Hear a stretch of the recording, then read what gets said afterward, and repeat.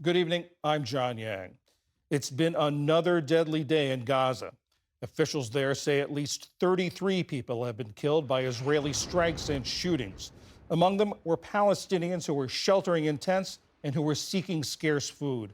It comes a day after a UN backed group that monitors food crises declared that 500,000 Palestinians living in the Gaza City area are in the grips of a potentially life threatening man made famine. What's more, the group, the Integrated Food Security Phase Classification, or IPC, projects that by the end of September, famine will spread to much of the rest of Gaza. Earlier, I spoke with Chris McIntosh, Oxfam's humanitarian response advisor in Gaza. He's in Gaza City. Right now in Gaza, what we're seeing is exactly what we were predicting for months, ever since the imposition of the blockade at the beginning of March. And in that time, very few trucks have gotten in, very limited amounts of food. So what we're seeing is people that are gaunt, people that are drawn in the face, and they're bony because they haven't eaten, because they're fundamentally malnourished.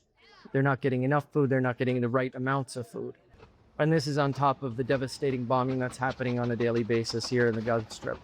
The IPC report said immediate, large scale, unobstructed, multi sector humanitarian assistance is needed. What would that look like? What that would look like is the crossings into Gaza would be opened and unfettered access to supplies would come in, for starters. Secondly, that would require a ceasefire. People are in need of nearly everything, including food, of course, access to healthcare, and they need to start living dignified lives. And that's just not happening, right? Prime Minister Netanyahu called the report an outright lie. U.S. Ambassador to Israel Mike Huckabee said tons of food has gone into Gaza, but Hamas savages stole it, ate lots of it to become corpulent, sold it on the black market. What do you say to that? I say that couldn't be further from the truth, John.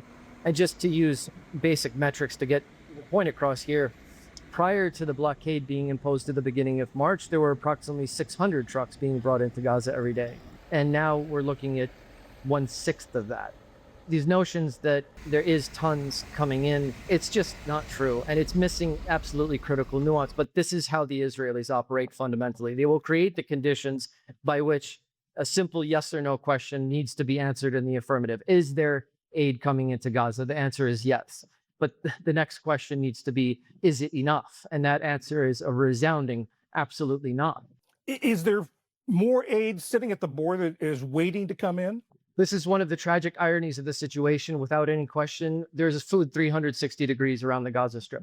And agencies like Oxfam have, for us in particular, to the tune of $2.5 million worth of food and other equipment waiting there at the border. The problem is our organization and about 60 others were told that we're simply not authorized to bring in any aid. How is your staff, your workers, how are they dealing with this, coping with this problem? What I'm seeing right now is our staff and people on the street purely in survival mode of finding that enough clean water for themselves and their family, about finding a food that will sustain them through the next day, and then doing it all over the next day. But the average Gazan is under a tremendous amount of pressure. Most of their day, 75% of their day, is just dedicated to actions that will help them survive and their families. Could there be long-term health effects, even if food started flowing again? Has sort of damage already been done to people's health? Unfortunately, yes. Children, if they go sustained periods of being malnourished, they'll experience developmental problems that can last the rest of their lives. And so that's why it's so critical. And people are starving. Children are malnourished to the degree that it will leave lasting effects, and people are dying. Give us a sense of what it's like, not just the physical problems right now, but just what it's like to be there. Let me put it this way. Having grown up in Northeast Ohio, I wasn't prepared for what I'm seeing on the ground now. There's no aspect of existence that's not polluted by what's happening here. In the mornings in Deir al-Balah, I look out the window of the kitchen and I see that there's a yellow dumpster right outside the window down on the street.